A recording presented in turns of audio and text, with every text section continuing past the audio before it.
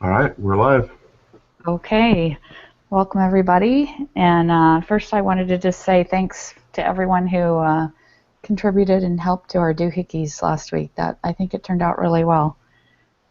Do we have a volunteer for the opening prayer? Oh, we usually do that when we're not live. Oh, We forgot about that part. I forgot about that. Okay. Is there any way to stop it and then start it again, or no?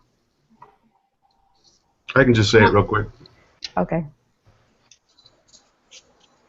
I'll just say it real quick. You guys ready? Uh-huh. All right. Nope, I'm just going to do it on there. Okay. Our Heavenly Father, we're grateful to Thee for this day. We're grateful for the opportunity we have to meet together and grateful that we can discuss the things that we've learned. Help us to have Thy Spirit with us and help us to have our minds enlightened that we may be able to learn together and that we may justify, edify, and help one another. We say these things in the name of Jesus Christ. Amen. Amen. All right. The first section of the questions for today are talking about who we should hire in the study. So let's just go down the line and everybody tell me the two candidates that you would hire and why. And I'm going to take a little informal survey and see what everybody's tally is at the end. Okay, Erin, do you want to start? You bet. I picked Natalia. I felt like she had a lot of good skills, and it seemed like people skills is something that she could work on. I don't know. I just based it off of a few of the things that it said. And then I picked Ken Goldstein. Even though he has a family, it seemed like that was the only hang up that everyone had with him. And so I kind of felt like he should be given an opportunity, even though there could be a concern, because he didn't say he was concerned about it, you know? Mm-hmm. All right. Heather? Okay, so when you look at Natalia, everybody thought that she had a great finance background, and the problems were with her English, and we kind of had one of those cases before about the language problem being a barrier, and I think because that she has that go-getter attitude, I think she would be able to overcome that. So I like Natalia also. I'm kind of hesitant with Martin just because he doesn't have any financial background. Though the leadership, sometimes I talk about the ability to teach someone skills, but you can't really necessarily teach leadership as much as you can teach some techniques and stuff, but when somebody has that attitude that you would follow them, you can't always necessarily get that charisma in somebody. But I don't know that that's enough for him. So I guess I would say no on Martin, even though you don't want to automatically just assume no for somebody. But I think just because he doesn't have that background like everybody else does, they all have their MBAs or something. Though I don't think that having the newborn sons and the family, with him breaking promises to his kids, like I'm not going to be there or whatever, I think that is a lack of being able to have the priorities like we've been taught from Elder Bednar, that you have to spend your time where your priorities lay, and sometimes you just have to kind of make sure that where you are spending your time aligns with what your priorities really are. And I think that's what Ken's problem is. I don't think he knows how to balance that yet, and that might just be because he's so young. And so I think because he's, yeah, I like him. I just think he needs to have that mentoring from somebody who knows how to have that balance in life between being successful and maybe delegating versus, you know, so that he can still do those things with his family that he wants to do, just to teach him how to have that balance. So I do like him. I like that he's very skilled, and he's got all the technical issues well. He had a good interviews with everybody. And I think he just needs mentoring of how to balance that. And I think it was awesome that he actually was able to have that come out in his interview, that they already kind of know the con, and that's something they can work with. Whereas on other cases, you may not know. So I would say Ken and Natalia also.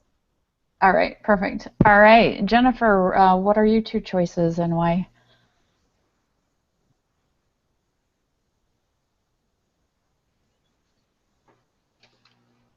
Hello? Sorry, I have to turn my microphone on before I start talking. Okay. I picked Ken for one. It was interesting during the reading that when the meeting was coming to a close and they were trying to hurry up, that one of the interviewers said, hey, you know what, I need to go because it's my anniversary and I'm going to be in trouble if I'm not home. And I thought, well, other people have families. Other people are able to balance it, and I think that where he looks like such a great fit in everything else, let's go for it. People are going to have families. People are going to end up getting married and having children. That's just part of life, so let him do that. And then I also liked Andy Sanchez. I know that his grades were not as high, but I liked that he was an entrepreneur, and I think that the CEO mentioned that they liked having people who had been an entrepreneur before. And so he's able to balance his priorities. He's supporting his brothers. He knows how to work hard. He puts in the time that's necessary. I think sometimes grades are not always an honest reflection of the capabilities of a person. So if he has the skills, then go for it. Excellent. All right, Kelly. Okay, I chose Natalia. For one, we're getting the diversity in with her because she speaks so many different languages. I think in time with her English, it'll be fine because I'm like, if she was at the top of her class at a English-speaking school, university, well, it says European, I think she would still bring so much to the table. She's just been through a lot, I think. The second one would be Andy Sanchez. I like, even though he didn't have the grades, I don't think the grades really matter. I think he's so intelligent from all his, you know, SATs and all the tests. Plus, he was able to make this amazing $2 million company and support his brothers. I think he would be in like kind of like what Jennifer had said about, you know, how this CEO wanted somebody who was an entrepreneur. I think he would bring a lot to the table as well, knowing starting from the bottom and working his way up. So those are my 2 choices. Excellent. All right, Lisa. So my 2 choices are Andy as well, and the thing I liked about him was that he was doing all those things while he was in school, so I think that could reflect why his grades are lower. So I think that's something to take into consideration when you're viewing his grades, is the fact that he was also building this company and providing for his family. The other piece that I liked about him is that he came into the office, and I think that's key. Like, he showed a genuine interest in the company and made special efforts to do those kind of things, and he was very friendly to everyone. And the other person I liked Ken. I think he would be good. I think the only drawback, which is what they kept saying in the reading, is that he had kids, because the first year is the hardest year there in the department or at the business office, and I think they just were afraid that his teammates would resent him. So that was their only drawback, but I think overall he would be an asset to the company. Right. Okay. Nick. So my first choice was Ken Goldstein. I talked a lot about how in the first year they basically have to be working 24/7, and I think that while that would be hard for Ken, I think it would be doable. And then after that, there's just a natural step back from that workload, and so I think he showed a lot of promise in his other position where he made budgets and price projections and made presentations and stuff like that. So it sounds like he's pretty good at juggling a lot on his plate, and so I think after the first year he could definitely figure out a way to make it work a little better. And then my second choice was Andy Sanchez. My only, I guess, reservation about him is I read the article a couple times. I didn't see that it said that he was done with that business, and so if he was still working that business, I might have some reservations. But as long as he's done with that, I think this job could be a great way to channel his entrepreneurial ability, and so he was my second choice. Perfect. Nick, it said that his brother was going to run it in his absence, so I guess Okay. Yes. if That we was take the that- case. Yep. Yeah, that it did say that they did ask him that question, and he had planned on having his brother take over, so that was great. My choices were Natalia, because she had had some experience with mergers and acquisitions, working with a software development, and so she had the technical skills and the familiarity with that, and also since they wanted to expand more into Europe, I thought her language skills would do well, and since she was in the top of her class, I thought she could overcome the English barrier as well. But yes, I think, yeah, definitely would need to work on her personality a little bit. The second person I chose was Andy, because of the fact that he's an entrepreneur, and if he was able to accomplish such a huge feat in creating that business while attending school, definitely understandable that his grades were a little bit low, but his test scores showed that he did have the brains behind it. Okay, let me see if I tallied everyone. So the results are 5 chose Ken, 5 chose Andy, and 4 chose Natalia. Why do you think nobody chose Martin? Anybody? I don't think he was committed. Mm-hmm. I think he was playing the cards against each other, seeing which, if he could get more money, or but he wasn't committed to Cohen. I agree. I also think he didn't have enough experience, no business experience, although he did have leadership experience, which is really important. I think he probably could have done the job, but he didn't stand out among the others.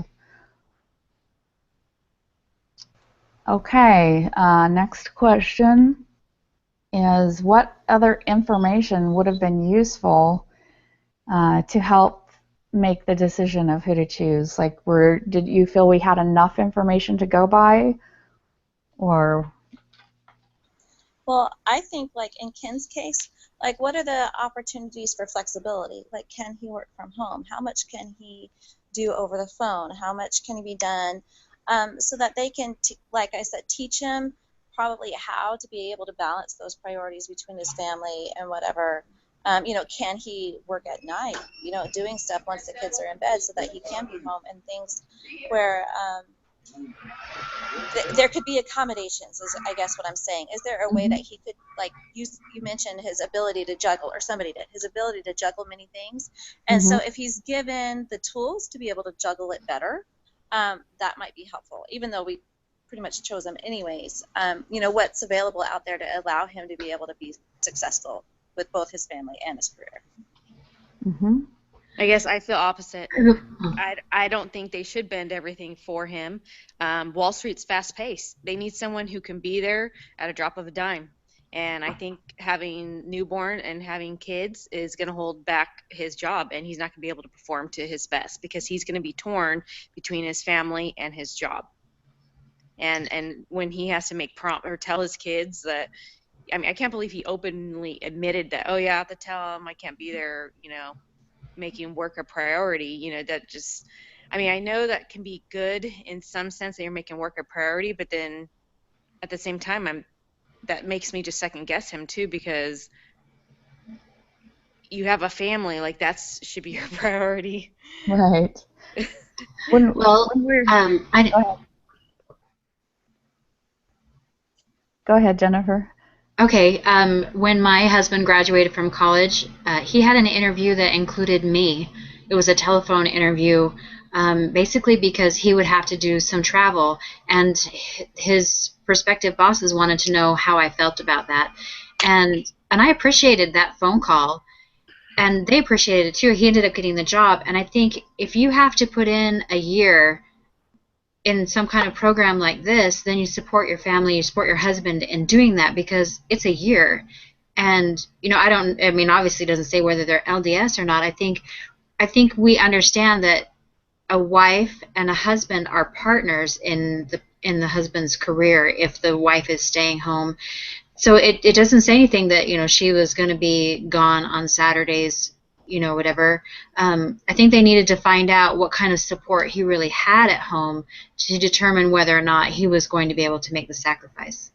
I agree, because my husband travels all the time, and he has to make those decisions with our kids where he says, I'm sorry, I can't make it, but I'll make it to something else. And it happens all the time. Like, he was supposed to go camping with my 11-year-old son, and he had to go to Chile all of a sudden, and it's not a trip that he could have turned down. And the kids understand that what he does is for us. Like, he provides the life that we have, and he's there when he can be, and he tries not to make those decisions where he puts his job over us. But there are times that we both have to understand, and the kids have to understand, that this is why we can have the life we have. This is why they can have the stuff they have. This is why we are who we are, is because Dad makes, and we all, really, honestly, all make the sacrifices to allow him to have this job that, yes, requires him to be away from the home. But think of how many people in the church have those callings that also do that.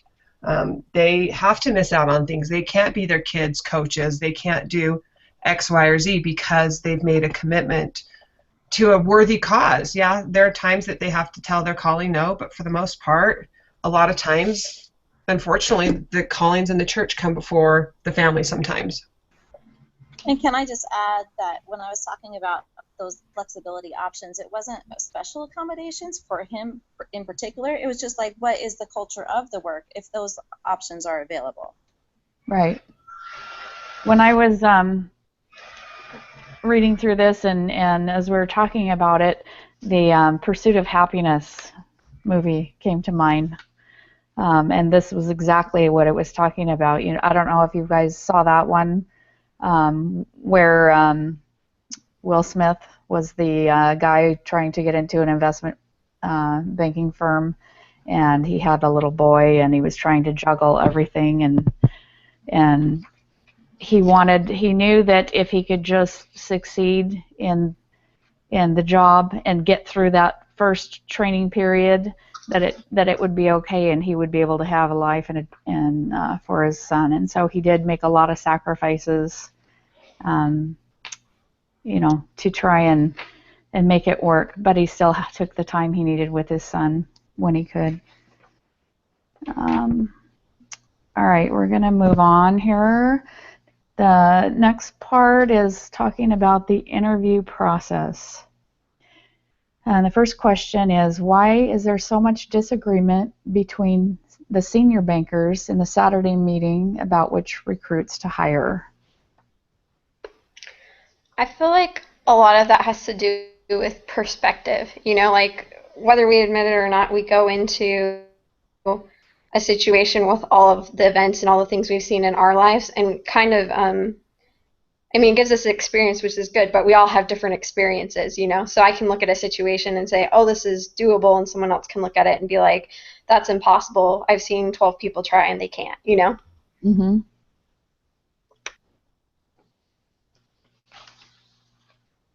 Well, one of the things in our other reading talked about, having your boss as well as your boss's boss there.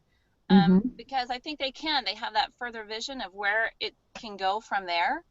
But also the boss is the one that's going to be working with them side by side every day. And the other reading talked about how you don't leave a job, you leave, your manager, you leave that person that you're working with every day. And so I think that's another reason why they have the different perspectives.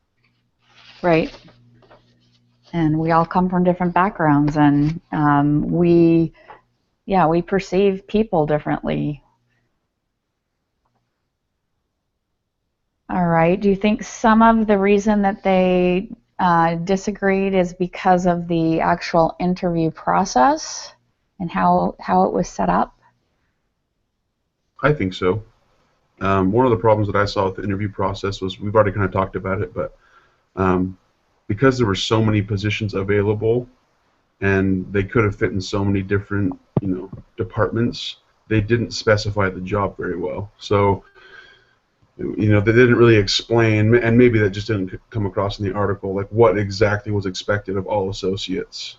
Right. And because they left it so open-ended, saying you could be placed here or here or any number of places, I feel like that kind of weakened the process a little bit, and maybe that's why there were some disagreements, because each department head is thinking about their department and how this candidate would fit specifically in their department. And while it may not have been a good fit for their department, for another department, it was a great fit. And so I think there was a problem with leaving it so open-ended. Yeah, I agree. That's a great point. Okay. And the next point is it partly because of the types of interview that they were conducting? I was curious what it would have been like if it was like a group interview. That's a little bit more intimidating, but I feel like sometimes that helps balance out any sort of like bias, because someone will ask a question, but then someone else can ask a follow-up question. And I was curious how that would have turned out. Isn't that kind of what the Super Saturday was, where they had the cocktail dinner thing beforehand, where it was like casual and people were asking questions? Did I read that wrong? That's kind I felt like that was more of a, they had a guest speaker, that kind of thing, and I guess they did have some casual. I think that was more of a get to know you. Yeah. Yeah, and I like what Erin said. I think a group one would have been better, because we all have different, like you said, different backgrounds, different opinions, and then you guys could have came together as one and and figured out what would be best. Right. And how do you think, I mean, each interviewer was asking their own set of questions. How do you think it would be different or better or worse if they were all asking the same questions, so that they had an even playing field in terms of the responses? Yeah, I think you're right. I think there should have been some kind of systematic thing that they would go through, and then maybe they leave the last 5-10 minutes for them to do their own thing. Because I think it's important for them to be able to do their own thing a little bit, because they have a different perspective. Right. And the conversation can lead differently based on the interviewee. Like, if someone were to interview me versus my husband, we're totally two different personalities, and the answers will come out differently based on the course of conversation and interviewing versus if you just have a straight list. So I think the straight list is important, where they do major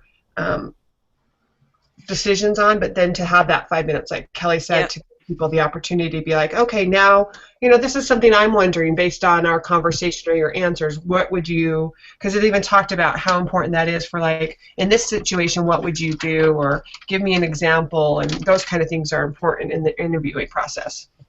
Right. I think the time limit would have been an issue as well. Sometimes a half an hour is not enough. If someone gives very succinct answers, this is the answer to your question, others might elaborate, or you might have, like someone else was saying, be able to ask their own questions. It didn't allow time for conversation. I think having just that time frame would feel like you were just having questions shot at you all the time. Mm-hmm. And also, from the interviewee's perspective, not knowing exactly which position you're going to be filling makes it hard to specify your answers to that department.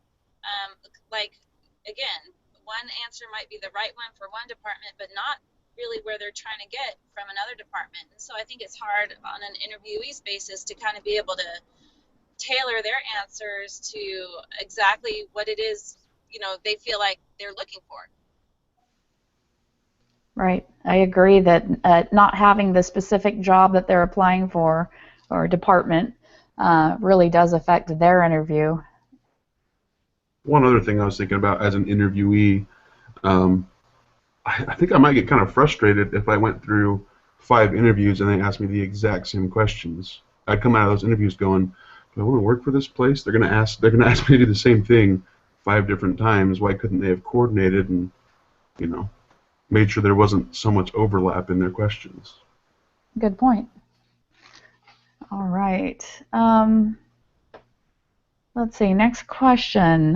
What are the criteria for choosing candidates at SG Cohen?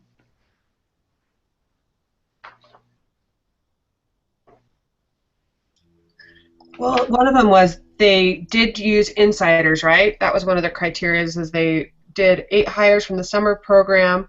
They promoted 7, but I think the thing is that they did is they really reached out to different tiered schools, but they wanted the top business schools, not the top, but they wanted the top business schools. So I think one of their major criteria is they were really looking for people who were in more of a top 25 business college. Right. So in that way, I mean, if they're just pulling from schools instead of people that are established somewhere else, really. So that's kind of another way of thinking about diversifying, even if their diversity as far as what school they come from or what their background is. You're not getting people that are, a referral, like the other reading, again, the inside outsiders or the outside insiders, all these other things where they talk about being able to pull from networking and finding whom other people would recommend. I think that was something to consider also. Yeah, I agree with her. Like, why did it only have to be from the school? Because I'm thinking in my head, well, maybe they only wanted newbies so that they could mold them their way. But I think Heather's right that to have the diversity, they should have looked outside and put it out there or have a job fair, whatever, and that way all candidates can come and bring their resume or whatnot and go through a brief interview process. Yeah, one of their top guys was a lawyer before. I thought that they had done that. They had gone to the different schools and had open meetings, and there were some that they found at those meetings that they wanted, but then they also allowed people to sign up. They said that sometimes they found people that they really liked from just the sign-up sheet, not just from actually having been at the meeting. Yeah, they did say that. We're going to talk about that actual process here in a minute. So I'm going to hold that thought, and we're going to talk about their process that they used at the schools. But that's a good point as well. All right. Some of the personal criteria for choosing the candidates, they didn't really specify in the text, but when you look at the evaluation form, if you go down that list, what they're looking for in a candidate as well is, commitment to the firm, judgment and maturity, interpersonal skills, leadership, technical skills, worth ethic. So I think those are things that need to be included in what also is their criteria. All right, next question. How do senior bankers know what they're supposed to be looking for in a candidate? How could this process be improved? I thought it was funny how they mentioned a couple of times that nobody was as good as they thought that they were at that point. And it's just funny how the perspective changes with age, yet they still want to look for someone who has those same kind of characteristics. I mean, they're looking for themselves at that age group. And I just thought that was funny and interesting, yet at the same time, that's also a problem because you're already there. You already have that set of skills. And where are you lacking? Could you hire someone in that is a little different from you? And it's hard to see that and hard to let go of our, I don't know what the word, our perspective on that. Mm-hmm. Well, it kind of reminds me of that video we watched with Elder Bednar about how we need to allow people to fail to an extreme or to a limit, because at some point we are allowed to make those same things. So I think there needs to be a little bit of give and take in the business industry as well, to be like, okay, well, I'm going to give you this direction and I'm hoping that you follow it or whatever. And I think that's true when it comes to hiring. It's like, okay, well, I can see that they could possibly be at this place, but they're not quite there yet. So I'm willing to give them that opportunity to do it. Mm-hmm. Good. Anyone else on that one? Okay. I thought that perhaps it would have been beneficial maybe for, who's the head guy, Ray, to give the senior managers, I guess he gave them the evaluation form, which kind of said, okay, here's what we're looking for. But the senior bankers aren't really trained in interviewing and hiring. You know, that's more of the HR department. But how could the senior bankers be trained maybe prior to these interviews to know what to look for? Or do you think it's just a natural process with senior bankers? Well, I think they would go out with the recruiting captains. It talked a lot about the recruiting captains and how important it is for the recruiting captains to find the best of the best, because it was part of their performance reviews and bonuses. And the better the candidate they present, it reflects on them. Like my husband says all the time, he's like, I really love when I can hire the right person and he or she makes all these great strides, because it's a reflection on me, just as much as he knows that when he does something great, it's a reflection on his boss, and it kind of comes down the line. Mm-hmm. All right. We are going to move on to the next section here, and that is on the school recruiting. So Jennifer, you can jump back in with your thoughts on that. Okay, it says here, deciding which business schools to recruit at was controversial. Why was the choice of which school to recruit at so important to SG Cowan? I think they were having trouble getting the top students from those very top schools, just because they were a smaller company. They didn't have the name brand behind them and that clout behind them, but they still wanted quality people. And they realized that insisting that you're in the top 5 or 10 schools meant that you were only getting the middle level of quality of student and quality of applicant. But if you were able to drop down just a little bit and look at the tier 12 or tier 15, you might be able to get the top student out of that school, which is really quite equivalent to some of those other top schools. And so they were ending up getting better people by changing which schools that they were looking at. Mm-hmm. Exactly. All right. Do you guys think that this is a good strategy or not? And why? I think it's really. Oh, go ahead, Erin. I know I've talked to my husband about this before, the whole big fish, small pond thing. A lot of times you can go to a smaller university and get someone that's really qualified and has a lot of experience because they're the #1 in their university. And I feel like they should have focused more on that, because they're not a name brand, so why shop in a name brand college, I guess, is a good way to put it. Mm-hmm. So those were just my thoughts. Okay. Nick, did you have any thoughts on that? Yeah, I was just going to say, I think it's kind of easy to get distracted by schooling and kind of say like, oh, well, people from Harvard Business School are better than students from a smaller university, and I think that can hold true, but I guess in my opinion and in my experience, schooling doesn't matter nearly as much as like ability that's displayed, and also attitude. So those things can be present in people that didn't go to those top 5, top 10 schools. And I think by excluding them from even your consideration, that's a disadvantage to the company. And so I think their process is a good one because they're getting top tier students that may not have been at the the very top universities, but I guess in my opinion the distinction between a number 10 school and a number 15 school isn't going to be that large. Yeah, I agree with Nick. Education is education, no matter where you come from, and I totally agree with Nick. It doesn't matter what school; they should look at all the top candidates because someone might bring something else better to the table than somebody else, even at a higher ranked school. You just never know. I agree.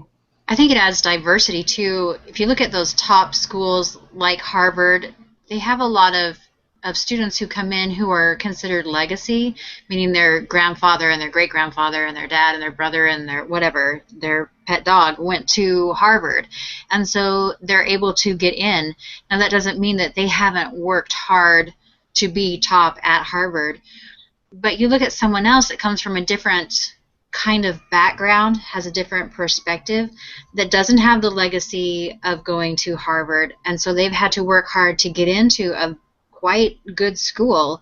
I mean, they're talking about schools that are really still up there at the top of the list. And so you have a little different dynamic there. It's not all of these white-collar families with white-collar backgrounds and daddies insisting that you get a white-collar job. This is something that they've had to perhaps work really hard for. Yeah. Mm-hmm. Good point. I think too, like somebody going to the top schools has probably from a very early age had that ambition and worked on it. And maybe just played the number and done the things that they need to do to look good on paper. And it doesn't necessarily reflect how well-rounded they might be in a lot of different areas, even though they have to be well-rounded in order to be accepted into those schools.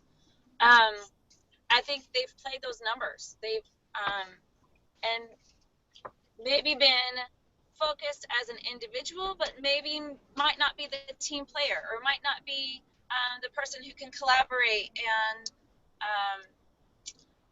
because they've just done everything on their own in order to step on heads to get to the top, as opposed to lifting and building others to get there along with them.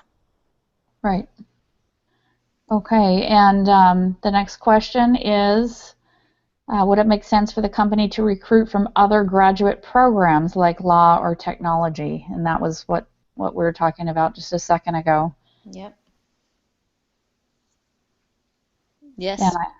Yes. I Yes. think we all agree. Yes. Yeah, okay. I think we'll move on from that one because we really did just talk about that, and there's a lot of good people in a lot of graduate programs who could, as long as they've got a little bit of business sense and some brains, they could do that job as well.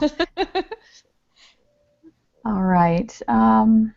Let's see. Next question is, should SG Cowan change the core school strategy now that it's an employer's market again? They could probably go back to the top 10 schools and get top applicants now. It was saying that it had switched and now it was an employer's market. So should they continue their same strategy, or should they go back to recruiting at the top? I think it depends on what they're after, their Yeah. end goal.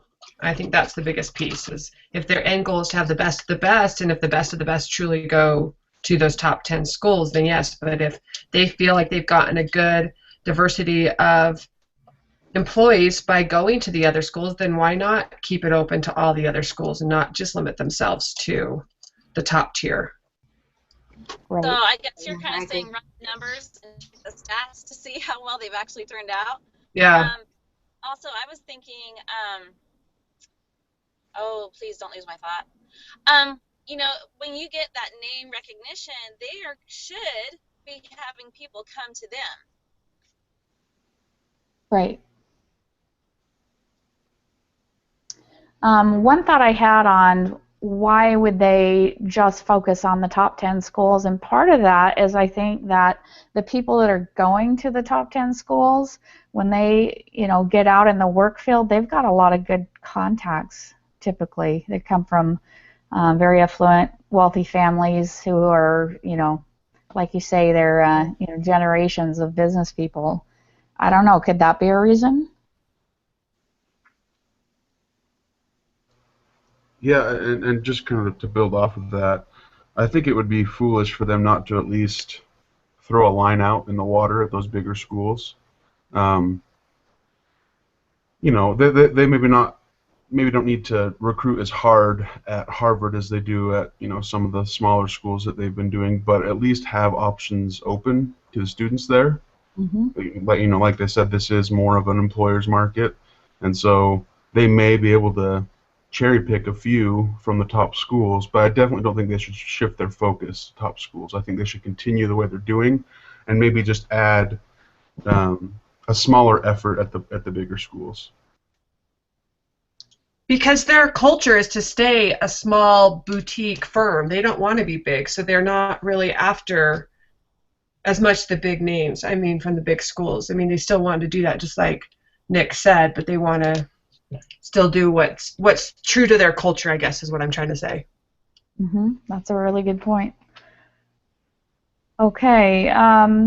Next question is, and there's I'm going to tie it in with the question after it is, are the associates the best people to send to the campuses for recruiting? And should they send the HR department instead? Should they send more senior bankers? What do you think is the best strategy in terms of who they send to the campuses? I think HR. Go ahead. No, I agree with her. I think HR for sure. I liked the idea of having the associates go because they are coming right out of the program. They know the questions that the students are going to ask, and they can give them answers and directions. They're fresh out of that experience, and so as someone who's looking for a job, I would appreciate knowing that fresh perspective of what they're really looking for, what skills I really need to work on if I'm lacking, what part of me that's great do I need to put forward, and having that mentorship all the way up through the interview process. I really like that open communication. Mm-hmm. I still think it should be a mix, though. You got to still have some HR, because I personally would be afraid that the associates would not choose good candidates because they would want to be top dog. They would want to have one over them, because they wouldn't want to feel threatened in the company of moving up. But Especially they're not there by themselves, I don't think. No. Are they? Okay, so because I would just have a little bit of everybody there. Yeah, I think that they do have a mix of HR and some of the more advanced members of the company. It's not just the associates. Okay, then that's good. That was my understanding anyway, but correct me if I'm wrong. Well, and I think the one thing that we can think about is that these team captains or the people that go to these recruiting things, like I've mentioned, their performance reviews are based on the clientele. So they're trying to get the best.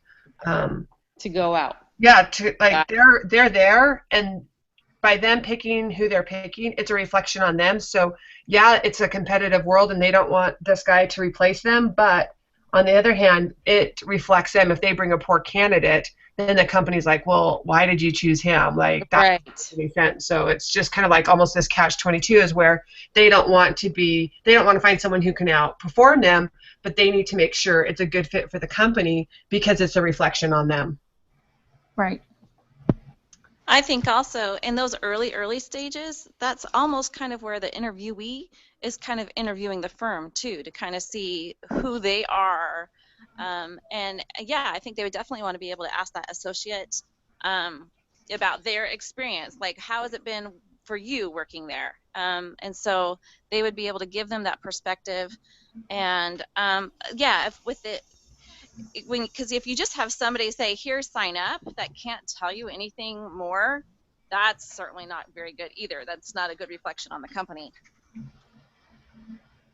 Right. I agree with that, Heather. I think there has to be a balance.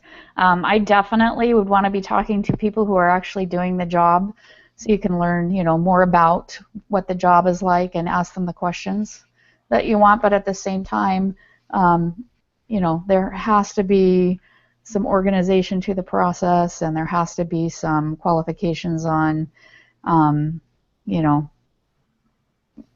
who exactly are we looking for? What is the job description?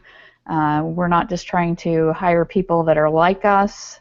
We actually need people who have, the technical skills, the leadership, the interpersonal. So I think it's important to kind of have a blend of people at those.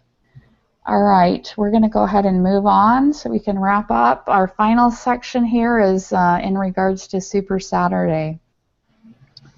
And what are the objectives of Super Saturday? Erin, do you have any comments on that? I feel like they're to do as many interviews in as short amount of time as possible was one of their objectives,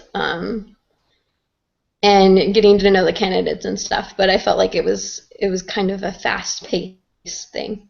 Right. Mm-hmm. Yeah. Do you want me to elaborate on that more, or are we good? Nope. We're good.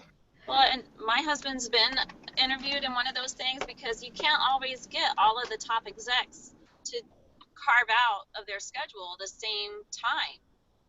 And you can't be flying a candidate in and out multiple times because that's just not cost effective for anybody.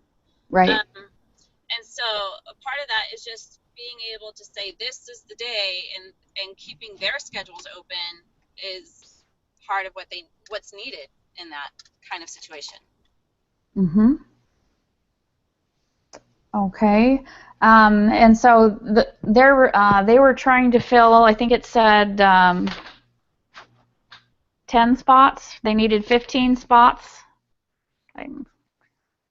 I thought it was 30 total was their overall projection. Yeah, but they already had 15.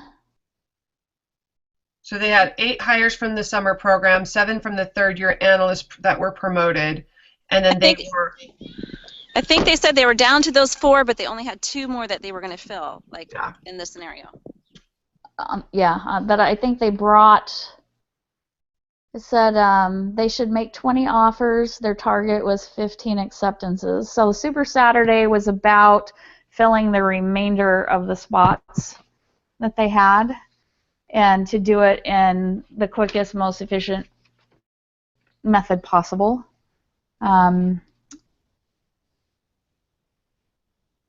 Question here is, what kind of information did SG Cowan gain from the candidates during the Super Saturday process? What did they learn about the candidates?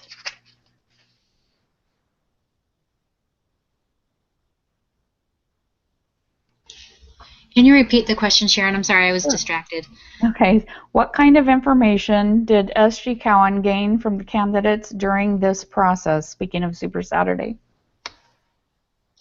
I think they got the ability to kind of see them in person and have more of an interaction with them. There's like how they operate under pressure. Yeah, definitely.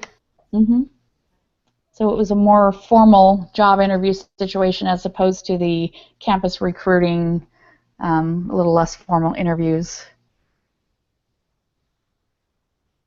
All right, and I think it was a good way to see, they're just, if you go down the evaluation form, it was a good way to see their, if they were really committed to the firm. Were they wishy-washy like, who was it, Martin? It was a good way to see their maturity level, the judgment abilities, interpersonal skills, technical skills. You could ask more details, I think, in that interview than you would have prior to that. And also, I think one thing that's really important is you can see how eager and enthusiastic they are about the position. All right, any other thoughts on Super Saturday and what you learned from it? Do you think there's a better way to structure Super Saturday or the interview process? I thought overall, as you were just reading straight through it, they really followed a lot of those steps that we talked about in the other reading. They made sure they did inside, outside, outside, inside only. They made sure that even in the strategy of recruiting, they talked about the 4 questions: who are we, what do we do, what distinguishes us, and what are our next steps, so that they talked about, what was that, the goal to match up, to make sure that your business goal matches up the people you're recruiting.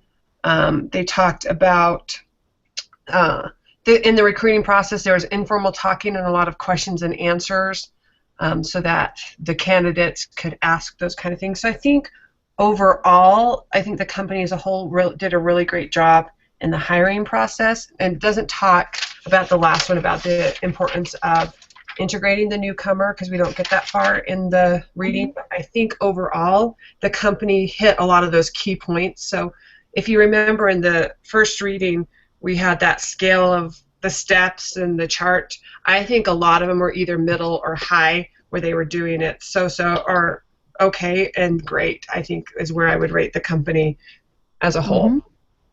Mm-hmm. All right. Do you think there's a better way to do the on-campus recruiting?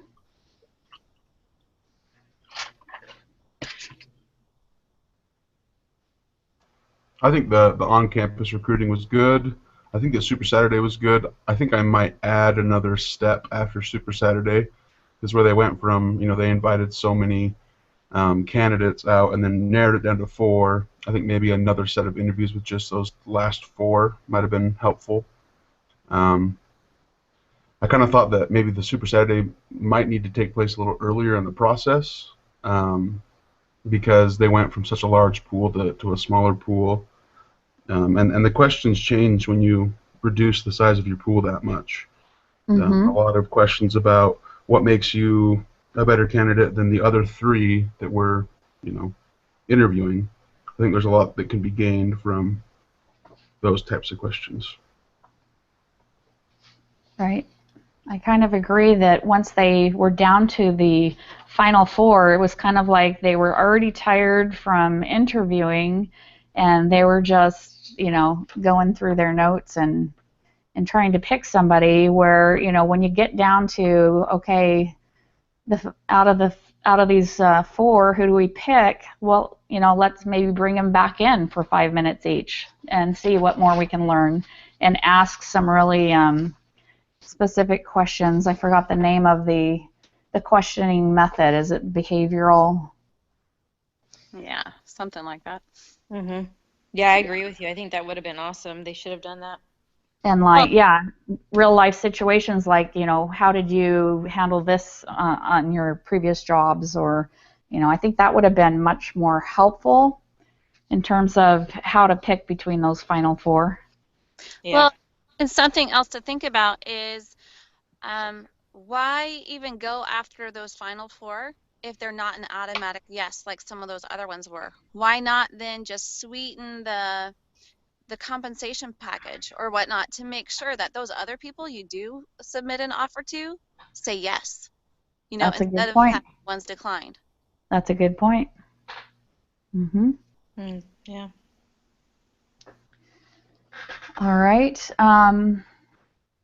That's pretty much the questions. Does anybody have any concluding comments on recruiting or hiring in general?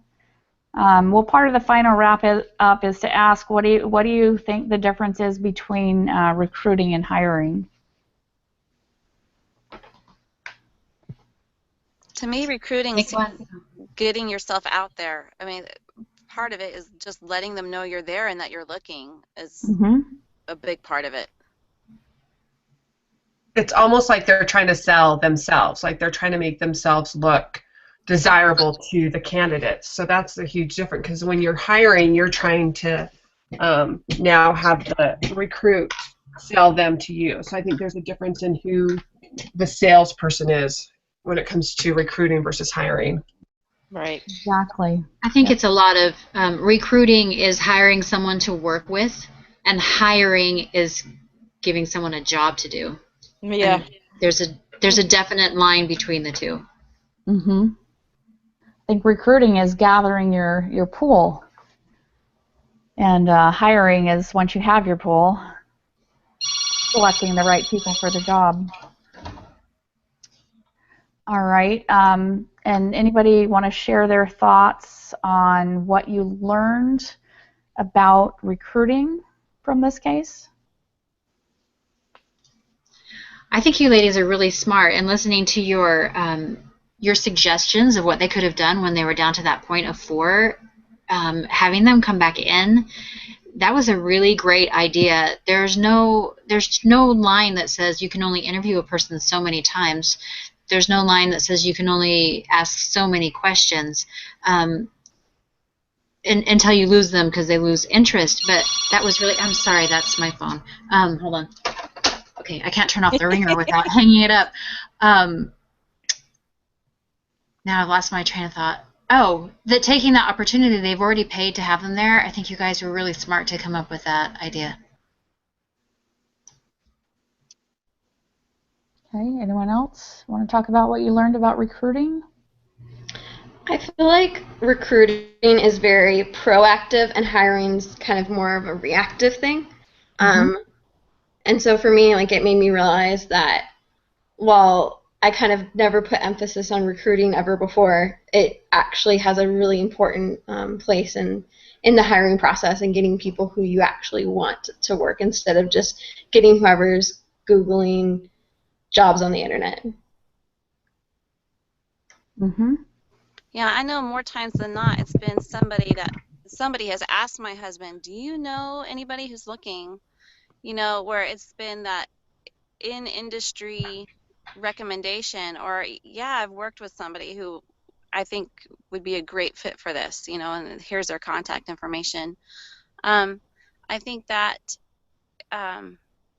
you know, if they had the opportunity to talk, you know, like you have to do the background check kind of thing, or check recommendation letters and stuff like that, if you really have an opportunity to talk then to any previous employers or whatever and how they're doing, that, you know, and coworkers or, you know, other people that came in contact with them can just be insightful as well, not necessarily the make or deal breaker, but gives you more information. Right. Okay, can somebody share what they learned about hiring?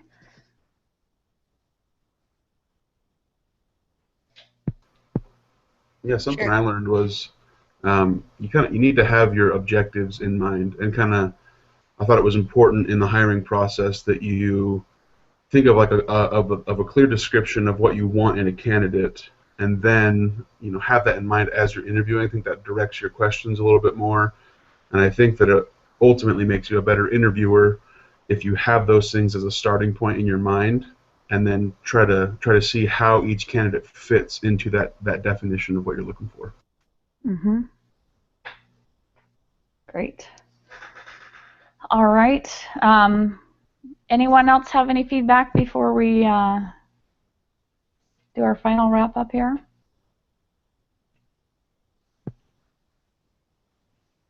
Nope. Okay. I think we're about at an hour, so we'll go ahead and end. The last part is to do the rating of the discussion today, and this is my first time leading a discussion, so any helpful information you can give me would be great. So don't hold back.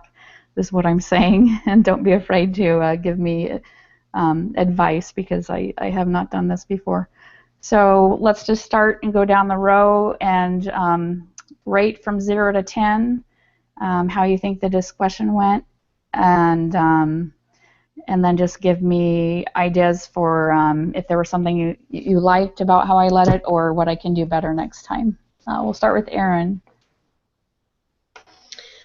I feel like you had a tricky topic. You know, like, this isn't one that like is like a super, you know, it's not like sexual harassment where everyone has something they want to say about it and everyone has like really deep thoughts and are passionate about it. So I think you handled it well, and I would rate our discussion at like an 8 or a 9. I think that I always feel like I learn stuff from everyone and that everyone contributes really well. So. Okay. All right, Heather? I think that, again, we're always really good to volunteer, though this time there definitely was a lot more hesitation in between answering compared to what we've had in the past. And so that might just mean on your part, Sharon, to call people more by name. And I don't know, just to kind of make sure that everybody is providing input, though we're, as a group, really pretty good at that. That would be because I thought you did a great job of acknowledging the different answers that people gave and appreciating the comments before moving on to the next thing, because that's always something that is just nice. I think we flowed smoothly as before. I think it was more so our group this time of not being so quick to volunteer information. There were those pauses, and but on your side, I think you did well to kind of let the silence prompt somebody to speak too. So I'm giving you contra information, one, to call people by name, but also let them feel motivated. So I'm sorry about that. Yeah, I just don't think, like she said, it's a tricky subject. It's not one that got us passionate about giving our answers. And so, yeah, I mean, let's just still say a 9, because I think we could have all been quicker to say anything. But Sharon, I don't think that was anything on your fault. I think you did really well. You moved us along. You went to the next question when it was time. I think you made sure you had feedback from whoever was willing to give any before moving on. So I think you did very well. All right, thank you. All right, Jennifer?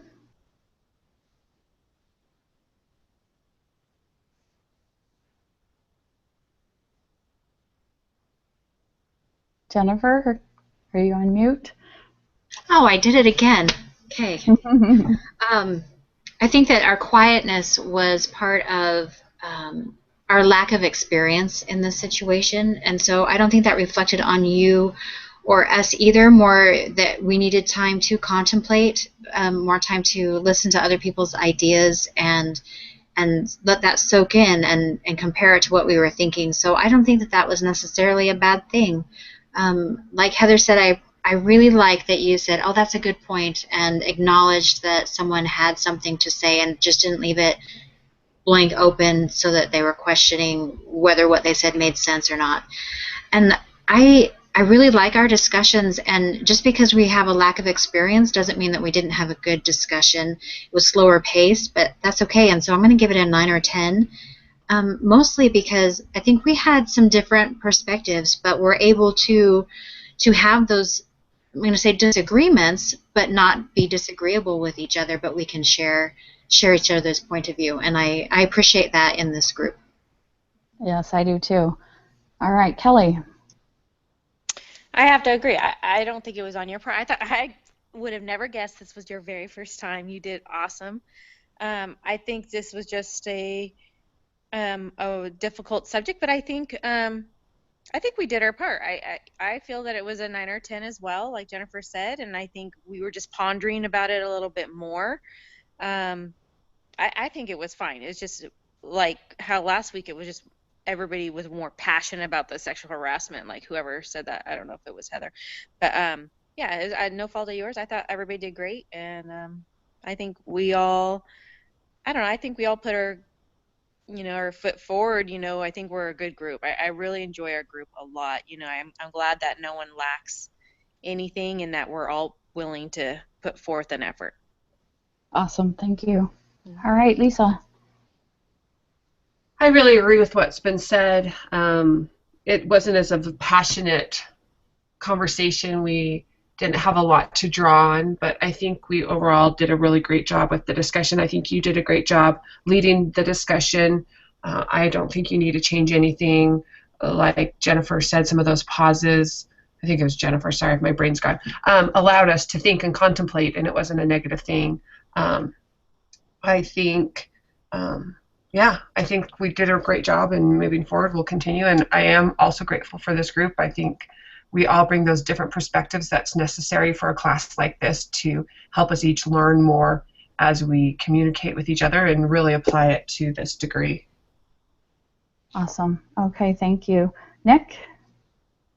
Yeah, so one thing that I really appreciated that you did was you weren't uncomfortable in silence, and that's something that I found is kind of important, because it's easy when you're like the leader of the discussion to try and jump in and direct things a little more. And I like that you let it hang in the air for a little bit. You let us think about it, you let us process, and then you validated what we said after we were finished. And so I really appreciated that. I know that's really hard to do in a discussion. Yeah, I would give us a 10. I thought we were all, really good. I thought that we had good discussion and that nobody kind of rambled on and got us off track. I thought you did a really good job of keeping us oriented on finishing, so I appreciated that. All right. Great. Thank you, you guys. And I am so grateful to have this great group, and we kind of all help each other, and some of us are better at speaking, some of us are better at technology, so I think we work well together. All right. Can I ask a question before we end to the group? So starting here, let's see the date. It's in June. My oldest has to do summer school because he chose not to turn in assignments for a whole quarter. So the 8th, the 15th, and the 22nd of June, he has to be at the school by 9 o'clock, which means I might not be back till like 9:10, 9:15. Is there any way that during those weeks we just push it to that 9:10, 9:15 window? I mean, I can always jump in late if that doesn't work for everybody, and I'm okay doing that. I have no other way to get him to and from his school for his summer school. If Lisa, let's stop the recording. Okay. And talk about it. That's fine.